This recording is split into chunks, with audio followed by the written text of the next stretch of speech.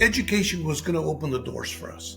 Education was going to relieve us of this environment of poverty, this environment of not being able to speak a language that the country spoke. She believed that this was the golden opportunity.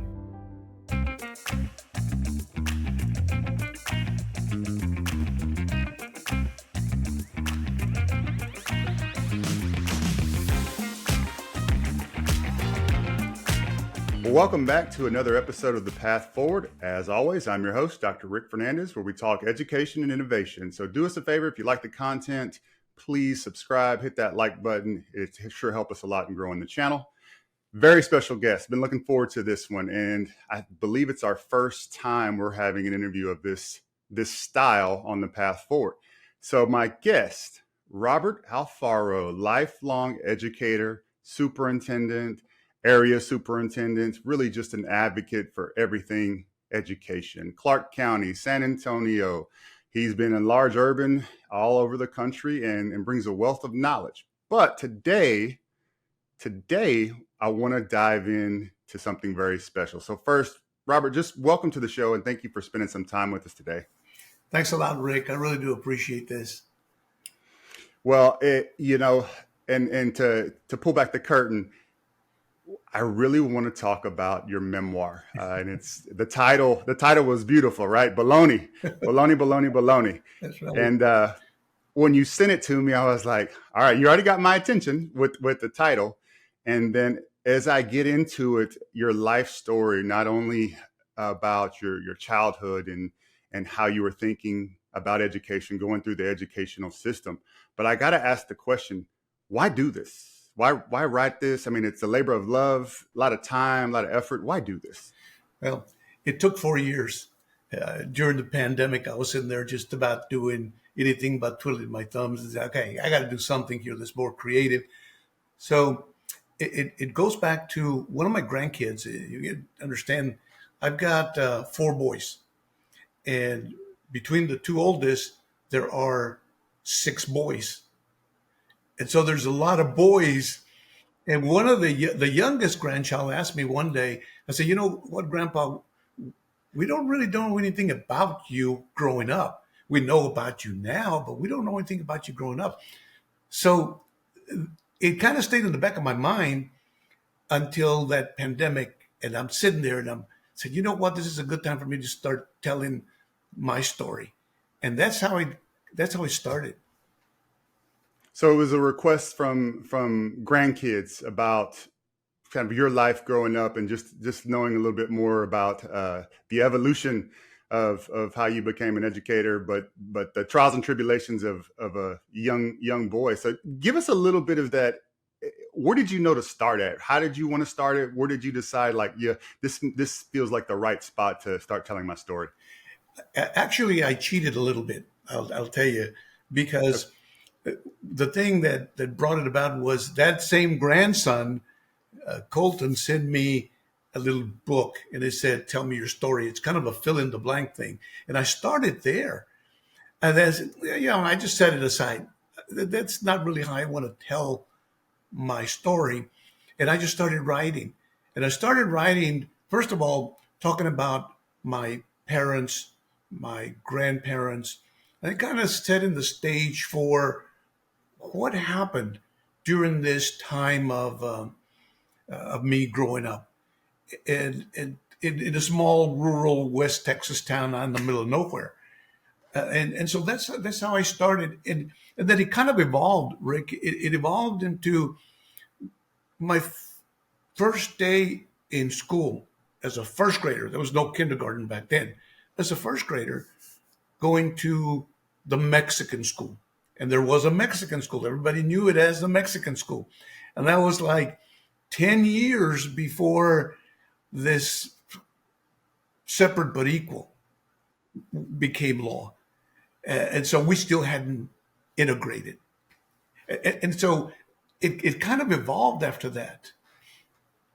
So, I was reading and you talk about your mom walking you to school that first time and that, you didn't have much, but she made sure you were ready to go. You were clean, hair was combed. She was very instrumental in getting you prepared. What was your parents' beliefs about education at that time?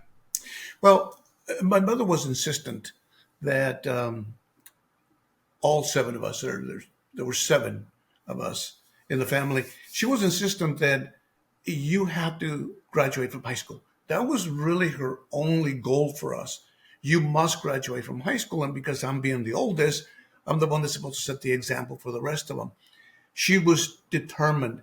And her idea was that education was going to open the doors for us. Education was going to relieve us of this environment of poverty, this environment of not being able to speak a language that the country spoke. She believed that this was the golden opportunity. My dad, on the other hand, was more interested in, yeah, you have to go to school and graduate because you need to get a career. And getting that career is going to make money and is going to pull us out of poverty. That was the idea. You mentioned in the book that she made sure that your teacher could speak both Spanish and English. Why was that important to mom? Well, I grew up speaking Spanish. That was it. I didn't know a word of English until I got to first grade. She felt that a bilingual teacher would be able to help me and guide me through that language transition. And my first grade teacher, I still remember her, dear lady, just wonderful teacher, Mrs. Falcon. She was just a marvel. She was patient. She was understanding. Let me tell you, the first few weeks, she was able to help us by showing us the vocabulary, the door, the bathroom, and so forth and so on. And when it got around Christmas time, I remember she stopped talking Spanish to us. It was now English. And you had to tell her in English what you wanted, what you needed.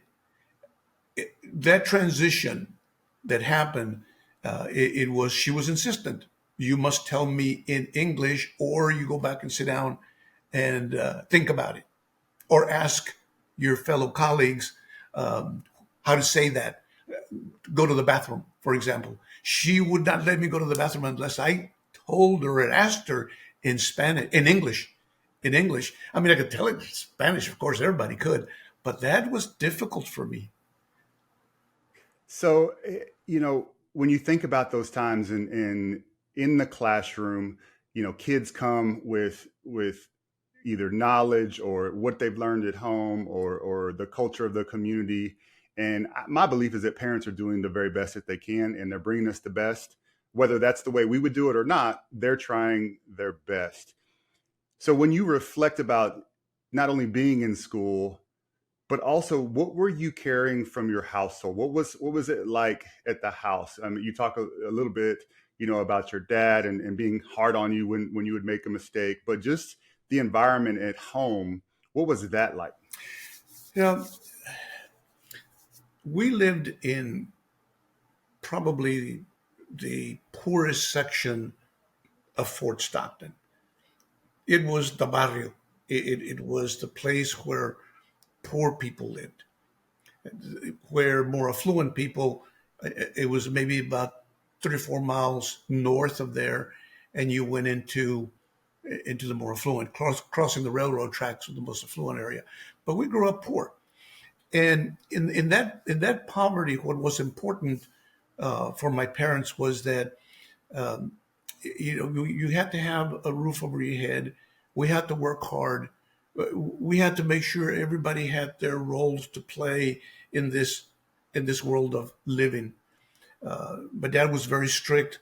My mother was very passionate and considerate and understanding, but she also had her ground rules. Everybody contributes. That those values and those principles was what I walked into that first day of school. And they expected me to be respectful of the teachers. Back then, whatever the teacher said was law. There was no question. Whatever she says or whatever the principal says that's law, and you must adhere to that. So that's kind of what we were brought up with.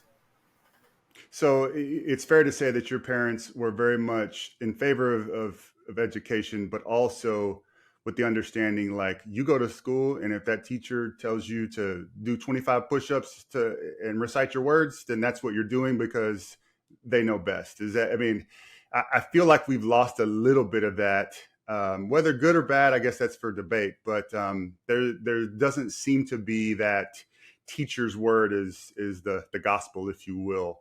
But it's just interesting to hear you say that, because we had similar upbringings, right? Parents want the best for you, and they expect you to behave. And if the teacher calls, it's your fault, no matter what is going on. I want you to share a story to kind of talk a little bit about some of your hijinks. So there's a particular one where young lady sitting on the front porch, you and a couple of buddies, but I don't want to spoil it. Will you tell that story? Because I was laughing, but I wanted to read a little bit ahead to make sure everything worked out. But I was laughing at the story. Could you share that with us? I had two uncles that were younger than me, 1 year younger, and another one was 2 years younger. And we used to hang out around and got into all sorts of trouble. I mean, I'll tell you, in today's definition, I would have been a juvenile delinquent. And so were they, because we got into all sorts of things. My grandfather had a chicken coop, and we'd go out there and try to just scare the chickens to death. But in this particular case, we ran out of things to do. So I had a babysitter who was taking care of a younger sibling. And my uncles and I took some clothes hangers and we just beat the front of it, and we made these little spears. And they had a really good point on them. I mean, you throw them and they got stuck. Right. Well, we're running around like, I said, okay, I'm Tonto. You got to have some other name, and you got to have somebody. So we're going to be Indians, and we're going to go out and we're going to see if we can scare some of these cowboys. Well, this babysitter was sitting with a child, and I can't remember which child it was. It had to have been one that was maybe a year old. And she was sitting there on the steps outside. And she had the baby in her arms, and she was cradling and doing this number. And she was kind of humming to it. And I said, okay, let's go around and let's see who can get closest to her head with these spears. And the one that gets closest to her head is going to be the winner. I said, okay. So we ran around the house and we came around. And of course, I'm the first one. And I threw that spear and it landed right here, right on her head. And I said, oh my God. I knew I was dead. I yanked that thing off of her. I just went and threw it up in a ditch. And I just went inside the house and I prayed. My uncles, they took off. They didn't want any part of this. Let's sit there. And I'm praying. I mean, I'm on my knees because I know my dad was a disciplinarian and he was going to beat me. I said, oh my God. And I never bothered to go check and see how bad the damage was. That was like, okay. It's a good thing that the thing didn't go but pierce her skin and it didn't. Right. But I got a beating and I got a lesson. And the lesson was these kinds of actions are inappropriate. So I get stuck in a corner on my knees praying to be absolved of my juvenile delinquency. And how did that work? Did the good Lord answer that prayer, or did he give you some more trials and tribulations before no. You straightened up? No, I'll tell you, it didn't get any better. There were things that I was doing as a youngster that most kids nowadays wouldn't think about doing. I mean, we had a BB gun. We had these wars. And whoever didn't have a BB gun, we used rocks. Right? So we would get together with a group of kids in the neighborhood and we'd throw these rocks and shoot each other with BB guns. One day we ran out of BBs. So let's go to the Ben Franklin and get some. Well, between the 7 of us, we didn't have a dime. So we collected a few pennies here and there. We walk over and what the older guy says to me, I'm going to entertain the manager over here. and you go see if you can take maybe a couple of BBs. So I found it so easy to grab a couple of rolls, stick them in my pocket. I said, well, that was so easy. I grabbed two more and stuck them in my pocket. Next thing you know, I'm weighted down by these BBs that weigh more than probably I do. And I walk out the door and I get caught. Uh, and so I'm kicked in the butt and told never come back to my store again. I mean, the next thing there's things that as a youngster boys do. This is just the kind of things that kids who didn't have a computer or a telephone or a television or a radio, you played and you imagined this world that you create in your own mind. And so, yeah, I was playing hooky in the second grade and we called it hooky. We were not, I was in a well just trying to avoid having to go in and turn in some spelling words because I didn't like spelling. I mean, definitely a different time of what kids are involved in nowadays. When you think of just the resiliency of kids, right? And as it relates to your own childhood, are kids more resilient than we give them credit for? Do we take away barriers too readily nowadays? Should we give kids more time and more opportunity to fail as opposed to making it easy quicker? That's an interesting question, Rick. You know, this there's one important ingredient. There's a list of things that poor children or non-English speakers reasons why they fail. There's a list of them. It's about 7 that are very, very prominent. But one of the big is a lack of parental involvement. Having parents really try to understand kids. Now, the problem with that is that many of these parents that come from poverty sometimes have more than one job. And sometimes they work in the evenings, whatever it takes in order to put the roof over the head and food on the table. And so they don't have that opportunity. So what happens, and certainly what happened to me, and it happens to many, many kids nowadays, is that when you are in that kind of environment, the oldest one has to take on some adult responsibilities. And so I understand why parents don't participate. They don't have the time. And when they get home from work exhausted, they'll rest a few minutes to go to their part-time job. And I see that. So I guess in retrospect, I'm thinking that we grew up with understanding that your job was to do this and your job is to do this. My sister Nancy's job was to make tortillas every day. And she started at the age of 10. And she made those tortillas all the way until she went on to college. That was her job. And my job was to clean diapers. There were no such thing as Pampers. You just wash those things and so we all had a job. We all had a responsibility. And so in answer to your question, this parent engagement is so critical and so important. I do remember my mother and the extended family. I remember my mother calling one of my aunts over and says, help him with this math. And so she'd sit there and help me count. Once I got the idea of counting, it was no big deal. The English part of it was difficult because no one spoke that language other than when we were in school. And so I think that was, in retrospect to me, that was probably the best thing that ever happened. And the reason being is because I'm bilingual and biliterate. And I think that this is what this country should be doing today in today's world, today's environment. When you think back, is there a time when it kind of just clicked for you that, okay, education is the way, like mom was right, like this is the way where I can get ahead and I can go achieve? do you remember a day or a moment or a grade or any time that really is like the light went on? It didn't happen really until I was a sophomore in high school.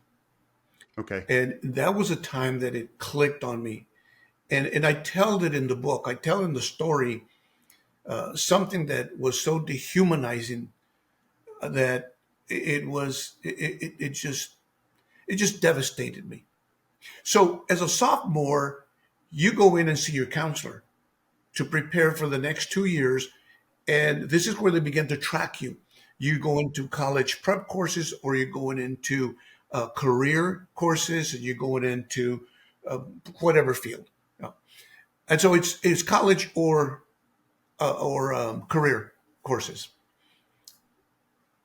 The group of kids that I hung out with on that particular day, there were like 4 or 5 of us. And one of the guys said, I want to go in and I'm going to tell the counselor I want to be on the career, the college prep courses. Well, the other kid said, I want to do the same thing. And we all agreed we're going to do college prep. So we go in one at a time. The counselor calls me in. I sit down. I'm excited. They're coming out. They're saying, I got in. I'm going college prep. I didn't think it was a big deal. I walk in, the counselor, I said, okay, Robert, so what kind of courses do you want to take for the next 2 years? And I says, I'd really like college prep. And he looked at me, took off his glasses, and he says to me, your grades and the courses that you've taken are not going to get you to college. You are destined for a career, and I don't believe putting you in a college prep course or a track will do you any good. He said, I'm not doing it. So I grab it. I go out. One of the friends says, well, did you get in, Robert? And I said, of course I did. I lied. I was so hurt. That was the punch in the stomach that said to me, this education business is not right for you. I go home. I tell my mother. She says, well, if that's what they say you got to do, you got to do. My dad overheard, and he says, take auto mechanics. Do you know how much these guys make nowadays? They're making $7 an hour. You know what you could do with $7 an hour? He said, you could buy a home. And I'm sitting there thinking, I don't want to be a mechanic. My favorite show was Perry Mason, the old Perry Mason. I just loved it. I'd sit there like crazy, just watch that thing every day. I wanted to be a lawyer. When I walked into that counselor's office, I said to him, I want the college prep courses. And in my head, I said to myself, you're going to be a lawyer. I took auto mechanics for 2 years. Now, having said that, and I described this in the book as well, at my junior year, at the end of my junior year, I was frustrated with school altogether. I mean, every year was so difficult for me. By the time I got to my senior year, the first 2 weeks of my senior year, I quit school. I just quit. Really? No, yeah. I just told them, I'm out of here. I don't need to be doing this. I can go find me a job somewhere. So I go home, and my mother, I told her, I just quit. I pulled all my stuff out. I can't go back. I'll get a job. I'll help around the house. And she started crying. And I didn't want my mother to cry. And I was so heartbroken to see her cry that I said, okay, I'll go back. But I'm not going back to that school that I've been going with my friends for the last 11 years. I'm not going there. There's a little town about 30 miles from Fort Stockton. And I moved there by myself at 17 years of age and lived in a one room apartment, and I shared a bathroom with an old man down the hall. I paid $16 a month to graduate from that school. Yeah. So I get back with my high school diploma, and I talk about that little pocket diploma that they give you. I walk, I graduated, I go in, and I go to what later becomes a Walmart, but at that time it was called the Gibson's discount store. So I'd go there and I showed them my diploma and I said, I'm here for a job. And they looked at me and said, we're not hiring. I said, but I got my diploma. All this time I was told that diploma was going to open up avenues for you. That diploma was going to get you out of this barrio that you live in. It's going to get you opportunities. It's the golden key. I walk around to every single place. Nobody cared whether I had a diploma or not. And I wound up working in an onion shed in 110-degree weather, packing onions and throwing them in trucks so they could take them out all over the place. So talk about the roller coaster of emotions there, because I'm just listening. And if I don't, how did you go from, I would think, joy, right? Like you cross the finish line, mom's proud, dad's proud. And then what you've been told is all of a sudden kind of the rug's pulled out from under your feet. Like, just talk about the roller coaster of how you felt. I said that summer of my senior year, I graduated from high school. My parents were proud. I had a diploma. My mother hung it up on the wall. I carried the little wallet thing, stuck it in my pocket. But the job that thing was supposed to have gotten for me didn't pan out. And so I'm sitting that summer working and I'm thinking about what am I going to do? What am I going to do? It's like my dreams have just they've just been destroyed until I was sitting one evening at the community swimming pool, and it's a pavilion kind of thing. You sit up on top, the pool is down there, and I'm there by myself, and I'm just sitting there trying to reflect on where I've been and where I'm going. And this young lady who had like a year or two ahead of me that I knew in school had just come back from college, and we were talking, and she was describing to me what college was all about. You go to school Monday, Wednesday, Friday, maybe Tuesday, Thursday. You get a lot of time. You have a lot of freedom. You learn a lot. The professors are great. And she kept saying this. And about this time, we're in the middle of the Vietnam War. Oh, wow. Okay. And okay, I've got my draft notice here. And I had heard one of the other guys say, you've got options. You go to college, they'll wait until you graduate, and perhaps maybe you can be an officer in the military as opposed to being one frontline person who's going to get shot at. I said, well, this being the barrio, we don't shoot at anybody unless there's rocks or BBs. But this is real stuff now. So she made me think. She made me think about this. So I go home and I tell my mother, I want to go to college. And she says, how do you propose you're going to do that? I said, well, I hear things. I hear that there's money available and there's people will help you. And we don't have the money to send you anywhere. If you want to go to college, I'll support you. But you're going to have to figure it out yourself. Right.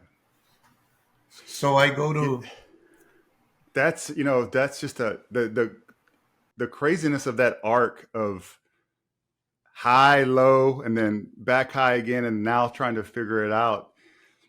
And what you're describing is what a lot of kids go through. And as a principal, I'm sure you can remember as a principal, seniors would all of a sudden stop coming to school. They would regress. Great kids. And you're like, what is going on? Why this?